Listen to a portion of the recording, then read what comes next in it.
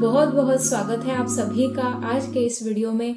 अभी रिसेंटली मैंने नाम का अंक शास्त्र में कितना महत्व है, हमारा नाम हमारे लिए कितना महत्वपूर्ण हो सकता है, इसके बारे में एक वीडियो बनाया था। उसको अच्छा रिस्पांस मिला, काफ़ी सारे लोग नेम करेक्शन के बारे में जानना चाहते हैं, तो मैंने सोचा आज इसी विषय को हम आगे बढ़ाएंगे। आज इस वीडियो में मैं आपको बताऊंगी कि आप कैसे सिर्फ 3 रूल्स के मदद से अपने नाम को ठीक कर सकते हैं। अंक शास्त्र में नाम का बहुत महत्व है दोस्तों, क्योंकि अंक शास्त्र का जो आधार है वो डेट ऑफ बर्थ ही है। अभी एक ही तारीख को कितने सारे लोग जन्म लेते हैं, तो उनकी डेट ऑफ बर्थ तो एक ही हो जाएगी और उनका मूलांक भाग्यांक भी एक ही हो जाएगा, पर क्या उनका जीवन भी एक जैसा होता है? और इसीलिए अंक शास्त्र में नाम को बहुत महत्व दिया गया है। हमारे नाम की भी एक वाइब्रेशन होती है, नाम के हर एक अल्फाबेट की अपनी एक वाइब्रेशन होती है।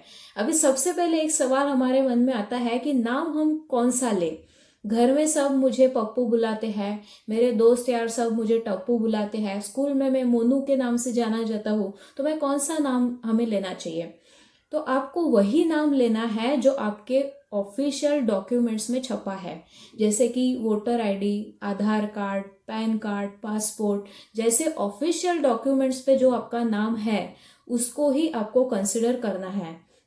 और उसमें से भी यदि आपके पिताजी का नाम मिडल में आ रहा है, आप किसी के हस्बैंड का नाम मिडल में आ रहा है, तो उसको हटा देना है। सिर्फ आपका फर्स्ट नेम और आपका सर नेम, इसको ही आपको कंसिडर करना है जो आपके ऑफिशियल डॉक्यूमेंट पे लिखा हुआ हो। अभी जैसे कि फॉर एग्जाम्पल एक आशीष कुमार जैन एक आदमी है, तो यहाँ पे कुमार जो है ये इसके पापा का नाम नहीं है, ये उसका मिडल नेम है। तो आशीष कुमार जैन ऐसा उसका नाम ये ऑफिशियल डॉक्यूमेंट पे छपा है, तो यही नाम हम कंसिडर करेंगे। सिर्फ पिताजी का और हस्बैंड का नाम हमें हटा देना है। तो इस प्रकार से नाम हमें देखना है। अभी आज सिर्फ 3 रूल्स मैं आपको बताने जा रही हूँ जो कि बिल्कुल ही बेसिक है। वो यदि आप लोग समझ पाए, अच्छे से समझ पाए, उसको इम्प्लीमेंट कर पाए, तो डेफिनेटली आप ही अपना नाम ठीक कर सकते हैं। तो बहुत ही ध्यान से इन 3 रूल को समझते हैं। अंक शास्त्र में हर एक अल्फाबेट को एक नंबर दिया गया है, जो कि चार्ट आप स्क्रीन पे देख सकते हैं। तो इसकी मदद से आपको आपका फुल नेम नंबर और फर्स्ट नेम नंबर कैलकुलेट करना रहता है। अभी पहला नियम हमें ये कहता है कि हमारा जो फर्स्ट नेम है और हमारा जो फुल नेम नंबर है वो कभी भी 4 और 8 पे नहीं आना चाहिए। अंक 4 और 8 ये थोड़े टफ नंबर्स माने जाते हैं, ये संघर्ष को बढ़ाते हैं जीवन में। जब आप अंक 4 पे अपना नाम सेट करते हो तो मिसअंडरस्टैंडिंग्स बहुत होती है, ऐसा आदमी कंफ्यूज रहता है, वो डिसीजन सही से नहीं ले पाता। तो इसीलिए अंक 4 को हमने अवॉइड करना चाहिए। वैसे ही अंक 8 पे जब हमारा नाम आता है, चाहे वो फर्स्ट नेम हो या फिर हमारा फुल नेम हो, तो वो संघर्ष को तो बढ़ाता ही है, पर जीवन बड़ा ही स्लो चलता है, बड़े ही स्लो जीवन में चीजें मिलती है। और इसलिए 4 और 8 पे कभी भी अपना फर्स्ट नेम और अपना फुल नेम दोनों को भी नहीं रखना है, ये फर्स्ट नियम कहता है। अभी जैसे कि फॉर एग्जाम्पल एक नाम हम यहाँ पे ले रहे हैं, मुक्ता। ओके, एम की वैल्यू होती है 4, यू की वैल्यू होती है 6, के की वैल्यू होती है 2, टी की वैल्यू होती है अगेन 4 और ए की वैल्यू होती है 1। अब इनको जब हम लोग ऐड करेंगे तो हमें 17 मिलेगा। इसको जब हम लोग एक सिंगल डिजिट में लेके आएंगे तो 7 + 1 हमें 8 मिलेगा। तो देखिए यहाँ पे ये जो फर्स्ट नेम नंबर है ये 8 पे आ रहा है और इसलिए इसको नेम करेक्शन हमको करना ही होगा। अभी देखिए और एक एग्जाम्पल हमने लिया है, दूसरा नाम लिया है राधा कटारिया, ये इसका फुल नेम हो गया। तो इसको हर एक अल्फाबेट की हमने यहाँ पे वैल्यू लिख ली है। फर्स्ट नेम को जब हम लोग ऐड करेंगे फर्स्ट नेम की वैल्यू को, तो हमें 13 अंक मिलेगा। वैसे ही लास्ट नेम के डिजिट्स को हम ऐड करेंगे तो भी हमें यहाँ पे 13 मिलेगा। अभी यहाँ पे सिंगल डिजिट में लेके आएंगे तो 4 मिलेगा और यहाँ पे भी हमें 4 मिलेगा।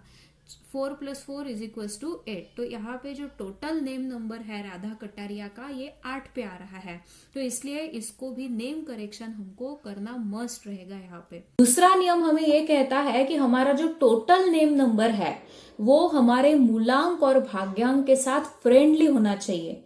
यदि आपको फ्रेंडली नहीं मिल पा रहा है तो आप उस केस में न्यूट्रल अंक रख सकते हैं, यानी कि ऐसा नेम नंबर आप रख सकते हैं जो मूलांक और भाग्यांक का न्यूट्रल नंबर हो।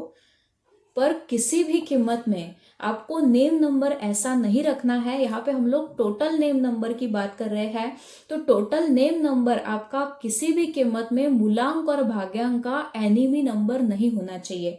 इसके लिए भी आप एक चार्ट रेफर कर सकते हैं। इसमें हर एक अंक के न्यूट्रल नंबर्स, फ्रेंडली नंबर्स और एनिमी अंकों को दिया गया है। इसका जो मूलांक है वो मूलांक यहाँ पे आएगा 8, 6 + 2, इसको जोड़ के हमें मूलांक मिलता है।